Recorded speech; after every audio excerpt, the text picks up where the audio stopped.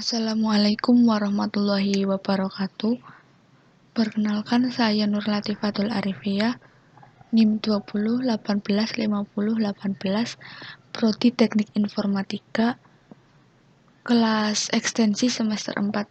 Izinkan saya untuk mempresentasikan dari tugas pendidikan kewarganegaraan tentang hakikat, instrumentasi, dan praksis demokrasi Indonesia yang berlandaskan Pancasila dan Undang-Undang Dasar 1945.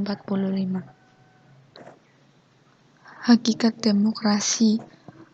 Dalam demokrasi, rakyat diberikan kesempatan melakukan aktivitas politik untuk ikut berpartisipasi pada kebijakan di negaranya. Demokrasi dipandang sebagai sistem bernegara yang mengutamakan kepentingan rakyat. Menurut Abraham Lincoln, demokrasi adalah suatu sistem pemerintahan dari rakyat, oleh rakyat, dan untuk rakyat. Definisi tersebut menjelaskan bahwa dalam negara demokrasi terjadi kebebasan bagi rakyat dalam melakukan semua aktivitas kehidupan. Dalam hakikat demokrasi, rakyatlah yang berkuasa demi menjalankan kepentingan bersama. Demokrasi tidak hanya memperhatikan hak sipil dan hak politik rakyat, tetapi juga menjamin rakyat pada hak-hak ekonomi, sosial, dan budaya. Dalam negara demokrasi, rakyat juga memiliki andil besar untuk menentukan atau memutuskan berbagai hal mengenai kehidupan bersama sebuah bangsa dan bernegara. Pilar demokrasi bisa disebut dengan trias politika. Nah, trias politika ini yang membagi 3 kekuasaan. Yang pertama ada kekuasaan legislatif, yaitu kekuasaan untuk membuat undang-undang. Kekuasaan legislatif ini dipegang oleh presiden dan wakil presiden serta kabinetnya. Kemudian kekuasaan eksekutif, yaitu kekuasaan yang untuk melaksanakan undang-undang. Kekuasaan ini dipegang oleh MPR dan DPR. Kemudian kekuasaan yang ketiga yaitu kekuasaan yudikatif, adalah kekuasaan yang mengadili pelanggaran undang-undang. Nah, kekuasaan ini dipegang oleh mahkamah tertinggi, yaitu Mahkamah Agung.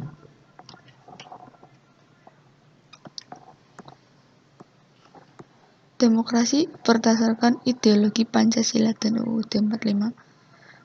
Ideologi Indonesia ini kan Pancasila. Nah, berdasarkan ideologinya, demokrasi Indonesia adalah demokrasi yang berdasarkan Pancasila. Demokrasi Pancasila dalam arti luas adalah kedaulatan atau kekuasaan tertinggi ada pada rakyat dalam penyelenggaraannya dijiwai oleh nilai-nilai Pancasila. Namun dalam arti sempitnya, demokrasi Pancasila ini merupakan kedaulatan rakyat yang dilaksanakan menurut hikmat kebijaksanaan dalam permusyawaratan perwakilan, seperti pada sila keempat. Demokrasi Indonesia merupakan demokrasi konstitusional. Selain karena dirumuskan nilai dan normanya dalam UUD 45, Konstitusi Indonesia juga bersifat membatasi kekuasaan pemerintahan dan menjamin hak-hak dasar warga negara.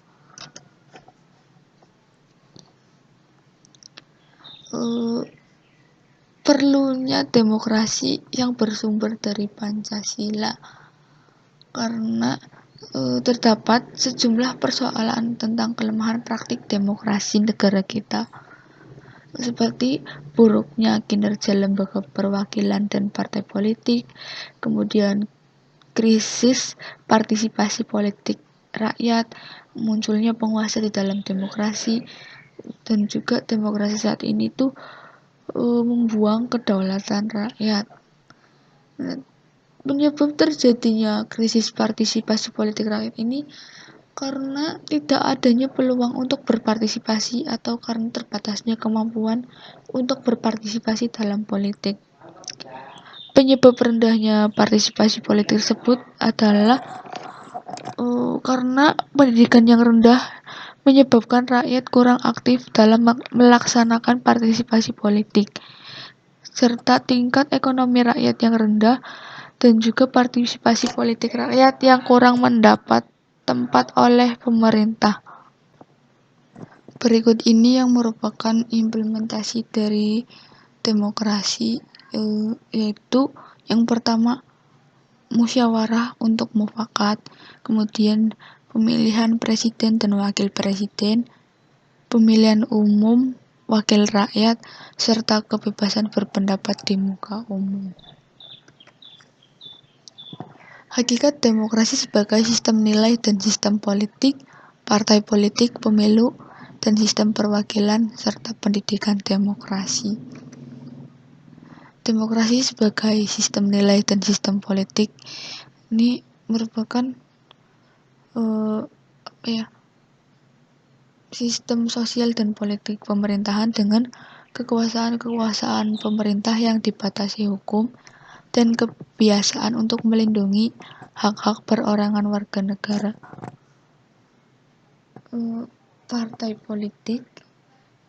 Partai politik ini secara umum dapat dikatakan bahwa parpol ini adalah suatu kelompok yang terorganisir yang anggota-anggotanya mempunyai orientasi, nilai-nilai, serta cita-cita yang sama.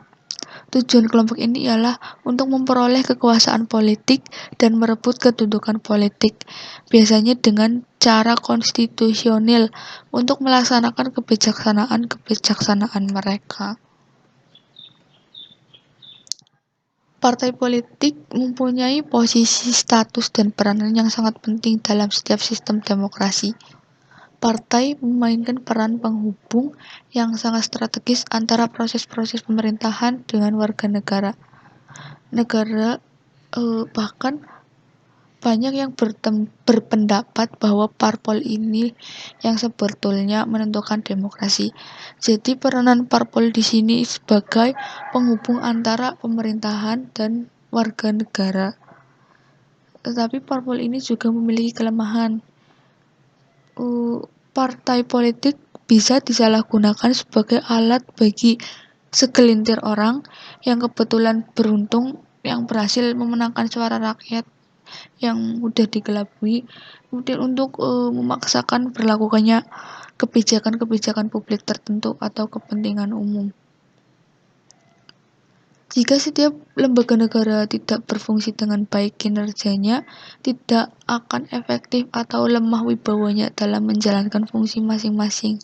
Maka yang terjadi adalah munculnya partai-partai ekstrim yang merajalela dan mengendalikan sistem pemerintahan.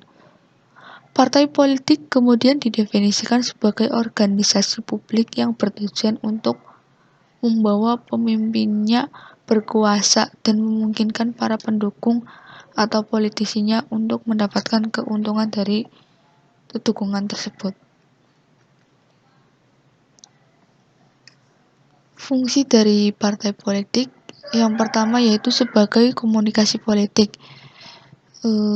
Di sini komunikasi politik yaitu menyalurkan berbagai macam pendapat dan aspirasi masyarakat di tengah keberagaman pendapat masyarakat modern yang terus berkembang. Kemudian fungsi yang kedua yaitu sosialisasi politik, yaitu sebuah proses di mana seseorang memperoleh sikap dan orientasi terhadap fenomena politik yang umumnya berlaku dalam masyarakat di mana dia berada. Fungsi yang ketiga yaitu sebagai rekrutmen politik, untuk mempersiapkan kepemimpinan internal maupun nasional karena setiap partai membutuhkan kader-kader yang berkualitas untuk mengembangkan partainya. Fungsi yang keempat yaitu sebagai pengatur konflik politik, membantu mengatasi konflik di antara masyarakat atau sekurang-kurangnya dapat diatur sedemikian rupa sehingga akibat negatifnya dapat ditekan seminimal mungkin. Pemilu. Pengertian pemilu yaitu suatu proses untuk memilih orang-orang yang akan menduduki kursi pemerintahan. Pemilu ini diadakan untuk mewujudkan negara yang demokrasi, di mana para pemimpinnya dipilih berdasarkan suara mayoritas terbanyak.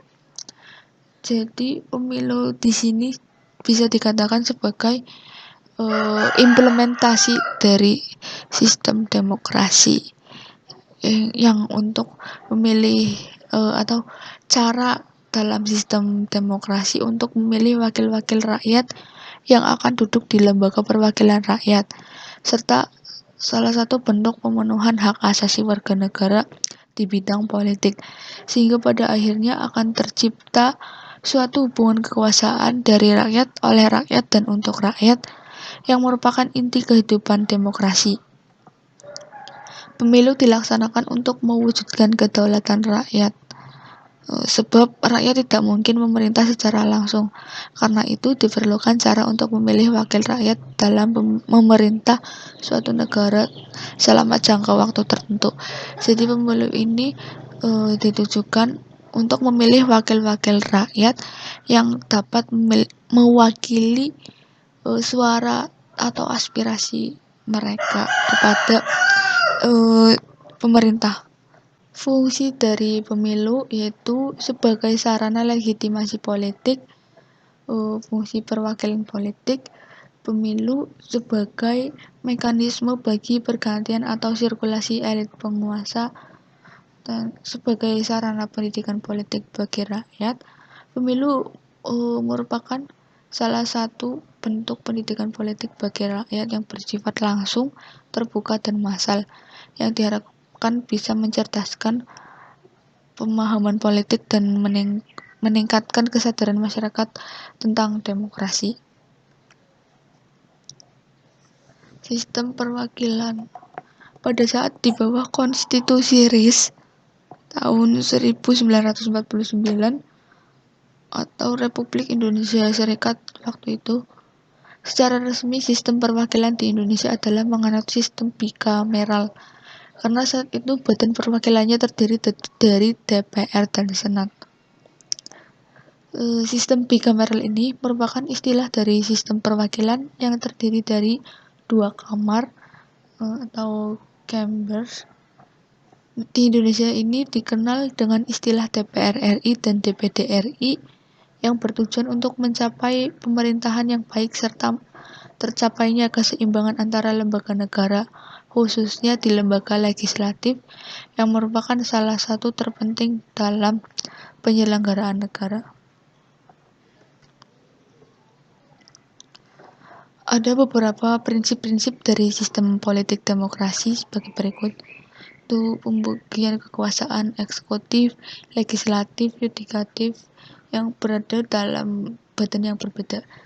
Jadi kekuasaan ini dibagi, misalkan kekuasaan legislatif dipegang oleh presiden dan wakil presiden serta menteri dan kabinet. Kemudian pada eksekutif yaitu pelaksana undang-undang kekuasaan ini dipegang oleh MPR, DPR, dan DPD. Pada yudikatif ini dipegang oleh Mahkamah Agung. Kemudian pemerintahan konstitusional, pemerintahan berdasarkan hukum atau rule of law, pemerintahan mayoritas, pemerintahan dengan diskusi, pemilihan umum yang bebas, partai politik lebih dari satu dan mampu melaksanakan fungsinya, manajemen yang terbuka, serta masih banyak lagi yang tidak bisa saya sebutkan satu persatu. Pendidikan demokrasi. Pada hakikatnya, pendidikan demokrasi sosialisasi nilai-nilai demokrasi supaya bisa diterima dan dijalankan oleh warga negara. Tujuannya adalah mempersiapkan warga negara berperilaku dan bertindak demokratis melalui aktivitas menanamkan pada generasi muda akan pengetahuan, kesadaran, dan nilai-nilai demokrasi. Pengetahuan dan kesadaran akan nilai demokrasi meliputi 3 hal. Yang pertama, kesadaran bahwa demokrasi adalah pola kehidupan yang paling menjamin hak-hak warga masyarakat itu sendiri. Dalam demokrasi adalah sebuah proses belajar yang lama dan tidak sekedar meniru dari masyarakat lain. Serta yang ketiga yaitu kelangsungan demokrasi tergantung pada keberhasilan mentransformasikan nilai-nilai demokrasi pada masyarakat. Sekian yang dapat saya sampaikan, kurang lebihnya mohon maaf. Wassalamualaikum warahmatullahi wabarakatuh.